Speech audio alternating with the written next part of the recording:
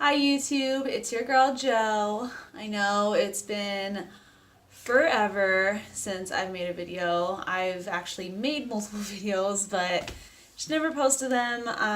Life's been kind of crazy lately, hence why I'm making this video. So, if you guys haven't followed me on social media, or just know me in real life, I recently, about a month ago now, was in the hospital for about a week. And I have never stayed in the hospital besides when I gave birth to my baby. So that this was the first time, and especially that long, was really intense. So if you're interested in hearing why I was in the hospital and what's been going on with me, then stay tuned to this video and make sure you subscribe if you're not, and like this video at the end.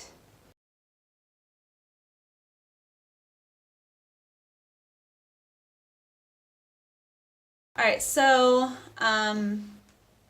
it all started with me and my fiance took our kids, and some of our friends went with us to go to the San Diego Safari Park in Escondido, which is basically like a zoo. So I already was kind of feeling a little bit weird the night before-ish, like the day before, which was a Friday, and I was feeling very tired, very out of it, just did not want to get out of bed, but I was getting over like bronchitis and stuff, so I thought maybe it was just, I was just not feeling good, and I don't know, it was just my body's way of saying, hey, just chill out, like you need to recoup. So I didn't think anything of it, and then Friday night, I felt all right. We hung out with some friends, and I felt fine. Saturday morning, I woke up, and I felt like complete... like, I just was so weak, was so out of it. I tried taking a shower to make myself feel better, and I don't know, it didn't really help too much. But I convinced myself, you're alright, you're gonna be fine, you just need to get out and get some fresh air and not be in bed all day. So I went to the zoo with everybody, and it was a drive. Where we live, it's about like an hour and a half drive. I tried to sleep the whole way, thinking that would make me feel better. It did not. But anyways, we got to the zoo, and I just kept getting worse and worse and worse. Just kept feeling worse. Nothing was helping. Water wasn't helping. Food wasn't helping. Sleep didn't help. I think I took some Tylenol. Nothing helped, all right? And I was just like, what is going on with me? Like, what is going on? Walking around the zoo, it was pretty hot, and we were walking around, and I just got worse and worse. I just did not want to be there. I wasn't concentrating on anything. Couldn't even tell you half the animals that we've seen. I was not there, mentally or physically. Well, physically I was there. Mentally I wasn't there. And so I was just like not having fun and not into it, and I felt bad for everybody else, but you know, they probably thought that I was just being dramatic at the time, but I kind of thought it was too. I was like, what's happening with me? Like, maybe I just need to, I don't know, maybe I shouldn't have came. Like, I don't know. And it got to a point where I just did not feel good at all, and my fiance told me to go sit in the car. Maybe I was having a panic attack, and see how I felt. He was like, oh, you need to go sit in the car, and we'll be right there. We're going to go see the rest of the animals and have a little bit of fun. And I was like, okay, whatever. I went to the car, thought that would make me feel better, and it got real. Like, it went 0 to 100 real quick. I was just like, holy shit, I don't feel good. Like, I feel like I am gonna pass out or something, and my heart's gonna stop. I don't know, I'm a worrier anyways, and I started panicking. And it got really bad. I was sitting there thinking to myself, like, what do I do? Do I call 911 to come get me at the zoo? I'm in the parking lot, like, but I don't have health insurance, and I didn't at the time, so I was like, I can't afford a freaking ambulance trip. Like, no, girl. No. So I called our friend that was with, or my girlfriend that was with my fiance and everybody. I told her, I was like, hey, you guys need to come back because I feel like I'm dying. Something's not right, and you guys need to, I can't be alone. You guys need to come back. So I thought that it would take them a while because the zoo's pretty big, but they ended up getting there relatively soon. I want to say within like 10 minutes. And my fiance got in the car, he started driving, and probably was under the impression that we were just going to drive home. But home was an hour and a half away, and I was like, no, like, something's going on now. Like, we need to take care of this now. And so I told him, I was like, you know what, babe, I can't do it. Like, we need to go to the nearest ER. And he looked at me like, are you serious? Like, what is going on with you? I'm like, I don't know, but I know my body enough to know that whatever I was feeling was not right. Something was wrong. I needed care ASAP. I was trusting my body, I was trusting my intuition. I was like, no, like, we need to go now. And he was like, all right. So he found the nearest ER, which was like 5 minutes away. We went. Our friends followed us, and because he told them what was going on. And we had the kids with us. So our friends ended up taking our kids all the way back to where we live. That was so awesome of them, but we didn't know how long we were going to be there, so we're like, you could just take them, like, we'll let you know what's going on.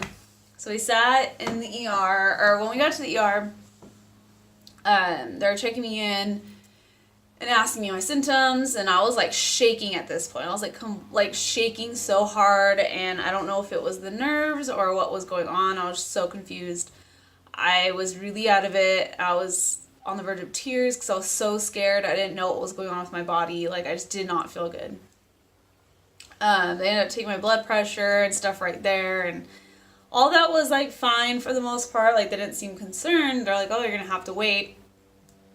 So I waited, and then they took me back, and they took me back and did my vitals again, I think. And they're like, we're gonna draw some blood and see what's going on. So they drew blood, and we went and sat and waited in the ER waiting room for a while. It wasn't too long before somebody came out and got me, though. It was like, I want to say like maybe 20, 30 minutes that we were waiting. And they called me up, and they're like, all right, well, we got your blood test back, and we are admitting you. And I was like, okay, like, that's not good. Like, obviously something's wrong with me. So they admitted me into an ER room, and my fiance came with me, and they hooked me up to an IV. They hooked me up to an EKG. They hooked me up to everything, right? And I still didn't know what was going on, so they came over to me, and they're like, hey, like, so from your blood test, we seen that your sodium levels were super low. Like, they're super low right now. And that's why you're feeling like crap. And basically, the levels that they were at, or my sodium was at, was a 112 at that point. And I guess average, what you're supposed to be at, is between 135 and 140. And I was a 112. Like, girl, that's not good. I was like, okay, so what's going to happen? And they're like, well, it's like cases that we've seen, or like what is supposed to happen, you being this low, you can start having seizures, you can go into a coma, and you can die. So, and they were saying like, oh, like, you know, the weakness, the shakes, the confusion. They were surprised how coherent I was for it being that low, because they're like, most patients we see can't talk, they can't think, they can't do anything. And I'm like, oh great. Like, I felt really out of it, don't get me wrong. Like, I was super out of it. I had a hard time like concentrating and thinking, and I was just like, what is going on? But I guess I was still able to kind of respond to them a little bit, which they were surprised, but they're like, well, you're young, so. And I guess whatever happened to me, they've only seen happen in like older patients and really sick people. And I was like, oh, okay. So then I was still kind of feeling like I couldn't breathe and stuff, because like I said, I was getting over bronchitis, so like I was panicking on top of it, and I just felt like my chest was closing up and I just could not breathe. And I was like, dude, guys, I can't breathe, like, can you give me some oxygen or something? And since I had bronchitis before, they were like, we're gonna give you a breathing treatment. So they came in and gave me this breathing treatment it was this mask, and they put this stuff in it.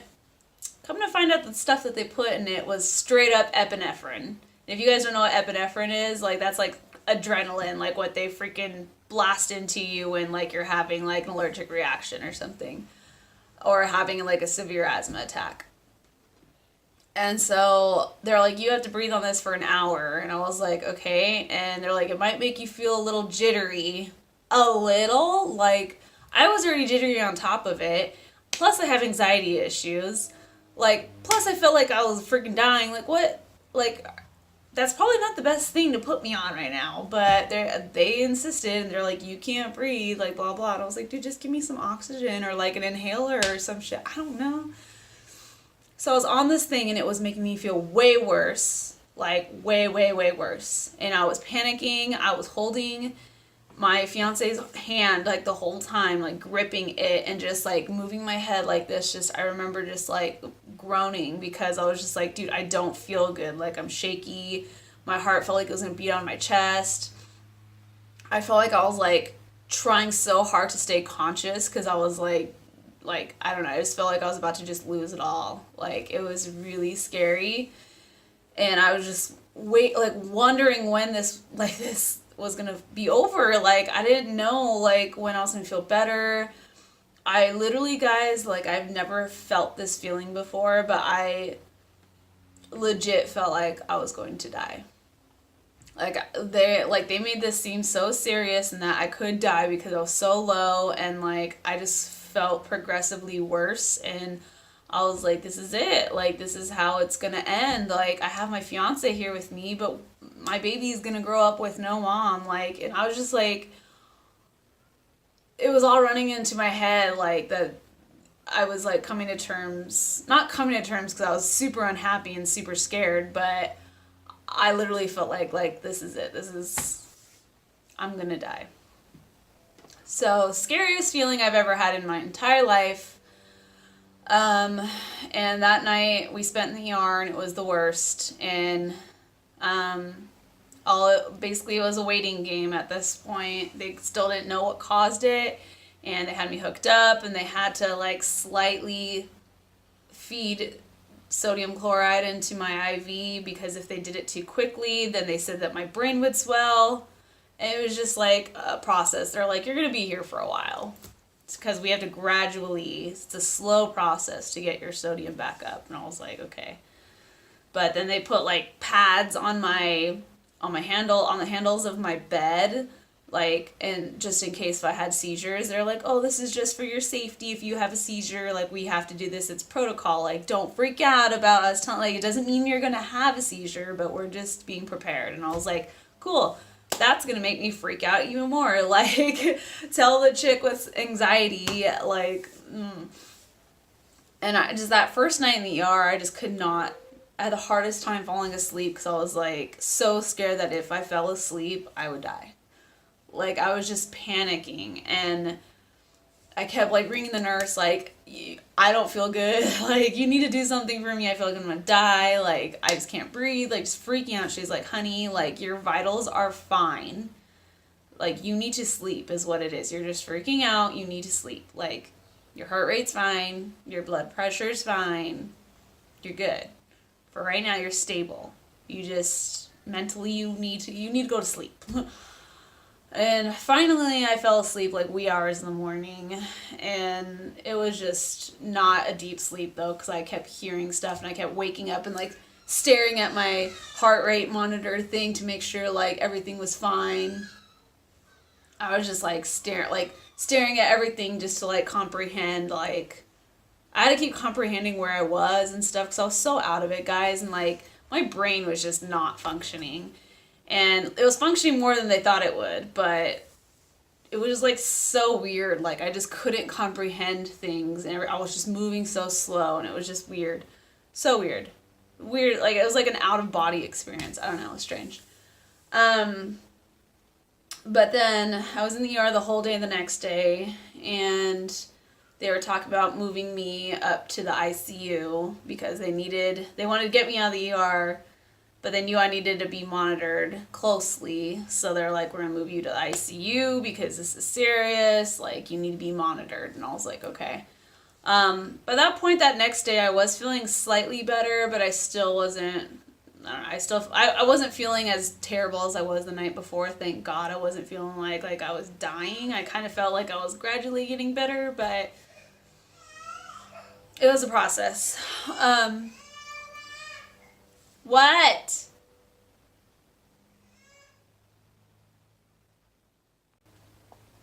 Alright, so anyways, so they finally moved me up to the ICU. I was in the ICU for, I want to say 2 days. I was in the ICU. They were coming in every 2 hours, drawing my blood. I literally looked like a freaking drug addict because they had poked me so much every 2 hours throughout the day, throughout the night. They were taking my blood to see, because that was the only way they could check my sodium. So my sodium was gradually going up, but very slow. And so it was just a whole waiting game, a whole slow process. I think they finally moved me to a normal room, like out of the ICU once it came up enough. Moved me to there. They took a bunch of tests. They took a CT scan of my chest and my abdomen and my head, and did an MRI, which I've never done before, and that was really scary because I was already not feeling that great, and I'm anxiety prone, so I was trying really hard not to freak out inside of that thing, and I had to like close my eyes in like Zen mode because I was just like, this is freaking weird, and I did not like it at all. But whatever, that's a whole other thing. So they ran all these tests, right, and they could not find anything. There was no tumors, there was no infection, there was nothing in all my cavities. Like, nothing. They couldn't figure it out.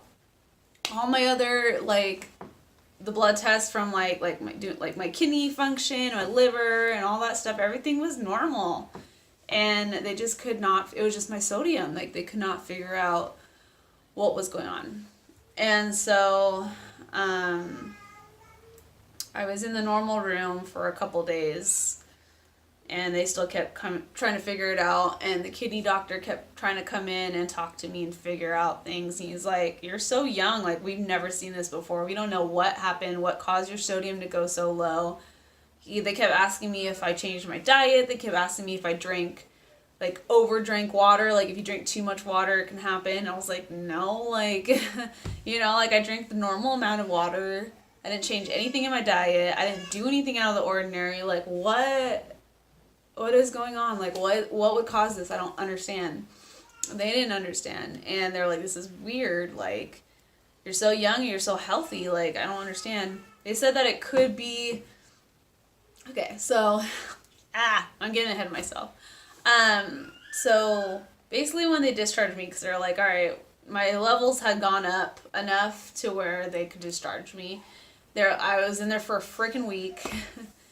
They're like, all right, like, the kidney doctor basically told me, he's like, you need to go follow up with a doctor back at home. Because mind you, I'm still in Escondido, so I was an hour and a half away. Like, my fiance had to drive out an hour and a half, well, both, like, one way, like, and freaking, I wasn't able to see my daughter for a week. That was really hard. I had to FaceTime her, but it wasn't the same. But anyways, as he was discharging me, he basically told me I had to follow up with a doctor back at home and kind of keep monitoring my levels and try to figure out what caused this and what's going on. He told me basically it could be one of two things. He said it could be caused from all my upper respiratory infection that I had, my bronchitis, could have caused it, and they wouldn't know until that fully went away. Like, they gave me antibiotics to make it go away and stuff like that, which it's gone now, but, so I don't know if that's maybe why my sodium's back, I don't know.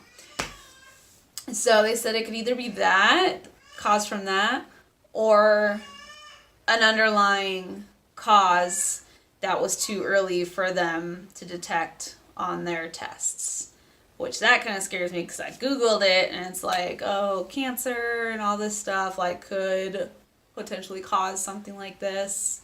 But they didn't find any tumors, they didn't find anything, so who knows? Like, I don't know. I pray and hope to God that that's not the case, but I'm just taking every day as it comes. And I did recently get a blood test back at home, and my sodium was completely normal, so that's good, and I do feel a lot better. I'm just really scared that this is going to happen again, especially since I don't know what caused it, so that's like the scariest part. But they want me to go get a blood test like each month to kind of see where I'm at. And they basically said to make sure I look out for the symptoms again, and if it happens again, then I have to go to the hospital again, which hopefully that doesn't happen. And then I need to see a specialty doctor to kind of keep checking everything to make sure, like, I don't end up getting something serious that caused this. But I'm kind of hoping that it was just from my upper respiratory, because that's finally gone, and my baby's 9 months now, and I've been sick with like bronchitis, upper respiratory infections, like not just the common cold. Like, I've been struck hard with infections ever since I had my baby. Like, that's a long time to be sick. I had like no period of time to like get better between each one before I got hit with another one. So in the hospital, I basically made the decision to stop nursing. I was planning on going for a year, but she was 9 months, and I'm like, you know what, it's a little off, whatever. I'm totally cool with stopping. She's healthy. She's eating solids now. I was like, I need to take care of my body, because I feel like nursing kind of like drug my body down because I was giving all my good stuff to her, and that's how I was getting hit with all these sicknesses, you know? So I'm hoping now I can take care of myself and take care of my health, and I'm hoping that whatever happened and caused this whole ordeal was from me being sick and my body just being run down. So hopefully I can get things back to normal and we can get better, and hopefully not have to go through this again, because guys, that was like the scariest moment I've ever had in my entire life. Worst moment, way worse than like my labor pains that I had when I had my baby, like worse than anything, because I literally thought that I was gonna die, and it was the scariest moment of my life. I don't ever want to go through that again. But anyways, so that's the craziness that's happened to me about a month ago now. It's crazy that it's already been that long, but just want to let you guys know. But I'm going to try to get back on here and make videos for you guys again and be consistent, and bear with me if I'm still kind of a little slow and a little because I feel like my brain's not fully back to normal. Like, that took a toll on it, and so I'm like moving a little bit slower than I was before and thinking a little bit slower. So sorry, bear with me if I have my moments where I kind of just pause and I'm just like a deer in headlights. But thank you guys for watching this video, and thank you for all your thoughts and prayers that everyone has sent to me when I was in the hospital. And I hope that I can continue to make more videos for you guys, and you'll continue to watch them and support me. But yeah, that's about it. I'll see you guys next time, alright? Bye.